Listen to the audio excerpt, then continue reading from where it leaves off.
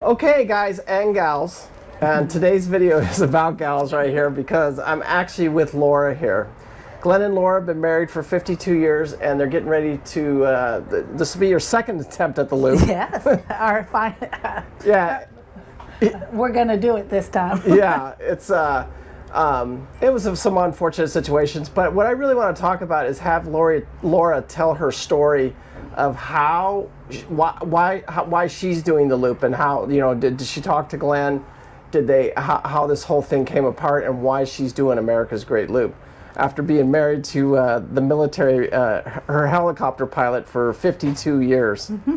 So anyway, Laura, today I just literally, I think all the ladies out there, I've tried to get Bev to do this video like 4 times and she's just been busy and I can't, but yeah. I do want to hear, I think it's important. And you'd be surprised how many out there in the loop, the ladies are in charge. They have their husbands do it. So let's hear your story on this. Well, to start out, probably 25-ish years ago, 96, we did a 10-day excursion in the Virgin Islands with his 3 sisters and their husbands in a 50-foot Grand Banks. Okay. And we had a wonderful time. And it kind of, his oldest sister and husband were always boat owners up in Michigan. And they kind of got us started on Passage Maker magazine. And Glenn said at that time, I'd love to have a big boat. Okay. Instead of just your little weekend in and out of the bay boats. So I was like, well, that's a lot of money to spend. And this is your first big boat? Yes. Okay, because you were pretty much married high school sweethearts? Yes. Okay, so 52 I was 17, years. Yeah. Okay. I don't want anybody to do the math here. My 30. Yeah. Anyhow, he said at that time, I really want to have a boat. I want to do this. And I just kind of played it off. I said, well, we've been all over the world. How many years ago was that now? Like 25, 26 years ago. Okay, good. Anyhow, so I kind of threw it to the side. I said, well, we have been all over the world with the military. I'd like to see the West. So we did 3-week vacations after I retired, almost every year. Took me to the mule ride in the Grand Canyon. Yeah, right. That was fabulous. Hoover Dam, we did to Tahoe.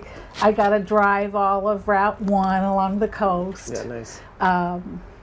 And he pretty much fulfilled all of my wants. Okay. So he finally said, let's buy a boat. And how many years ago was this now?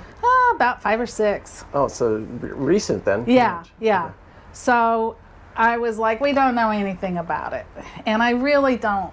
I can't see putting that kind of money into it and leaving my house for that long. So we did a trip to Annapolis to a rendezvous. And that was in the winter and it was cold and I was not able to look at a lot of boats. But online we looked at a lot of boats and really didn't hook me yet. The following year, we went to Wheeler Lake up in Alabama. And that's where the AGLCA, yes, that's where to the rendezvous there. Okay, good. And it was wonderful. They had every type of boat that can do the loop lined up and let everyone tromp through their homes. Oh, nice. And really, every seminar that we went to was so informative. The people were so...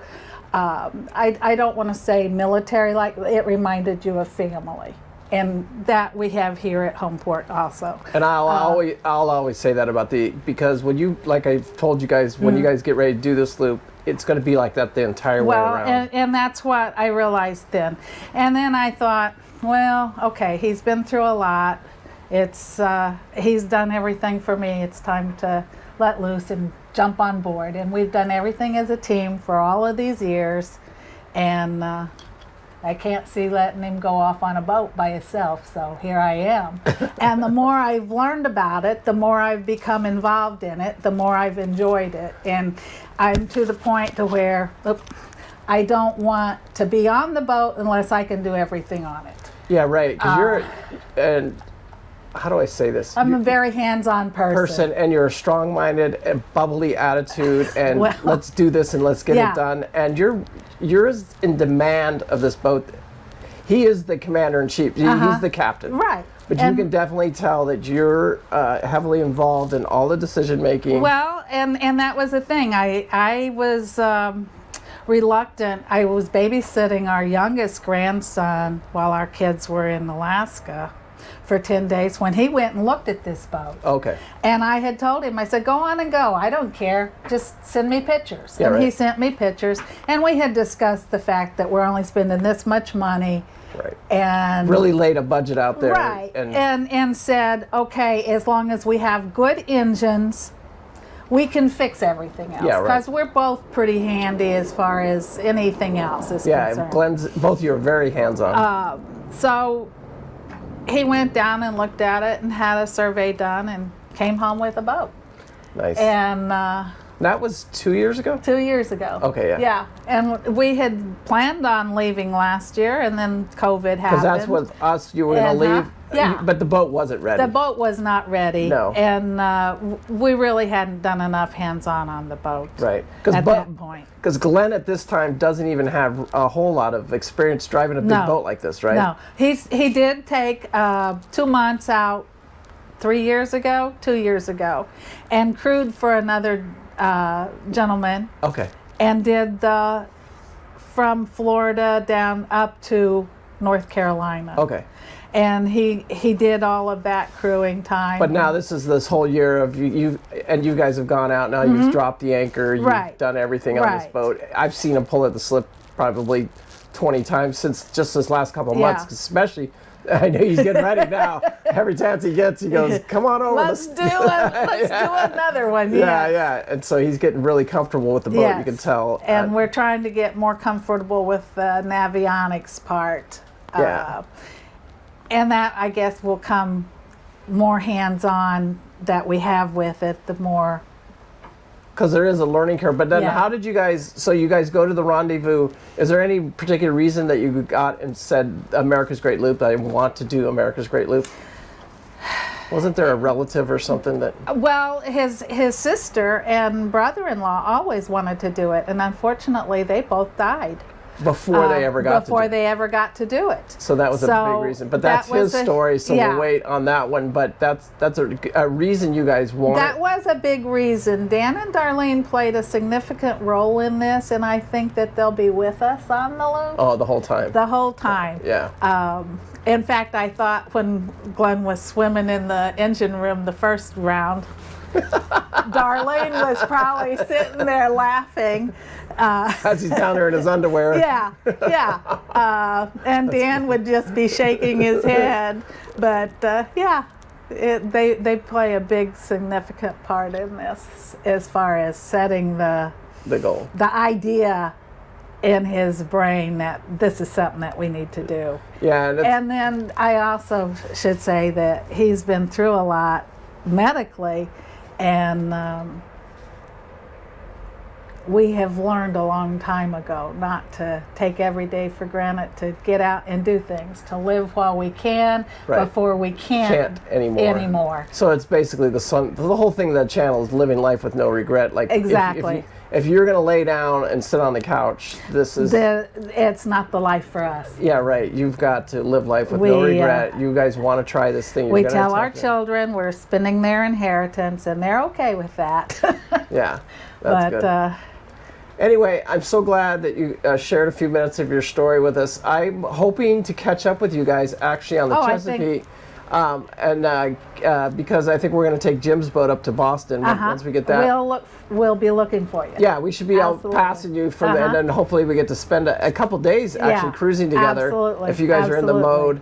And then hopefully maybe we get into the Chesapeake together. That would be freaking awesome. That would be great. And then get another interview from you there. There you go. And I'll tell you yesterday, we had left the house pretty much ready to go for our granddaughter to move in. Okay. Well, she's changed her mind. She's going to go live with her sister, and that's fine. But therefore, all of the condiments I had left for her in the refrigerator and all of the little foods that I had left Yeah. for her had to come down yesterday, and it was almost like putting an elephant in a mouse house. Right. It was like, oh my God, what are we going to do with all of this? stuff. So I don't see us needing to do any grocery shopping for a month or two, unless we have a want that we don't have. But Yeah, right. for the most part, we're overstocked right now. It'll be good to find out what we really don't need and Yeah. have a space for everything. Yeah, right. So. Anyway, guys, I hope you guys enjoyed this with Laura. Again, leave your comments down below. They will be departing next Tuesday, right? Tuesday. Again, yeah. Tuesday Okay. morning, bright and early. And then you got your crossing planned and everything, weather windows and all that stuff, and you got family to visit and everything. We do. So. We do. Anyway, so glad that we get to see you again and hook up with you guys again. And peace out. Remember, live life with no regret. I think Absolutely. both of us do, don't we, Laura? Yes, absolutely. All right, thank you guys so much for watching. We do appreciate it. Make sure you hit that like and subscribe button if you haven't already.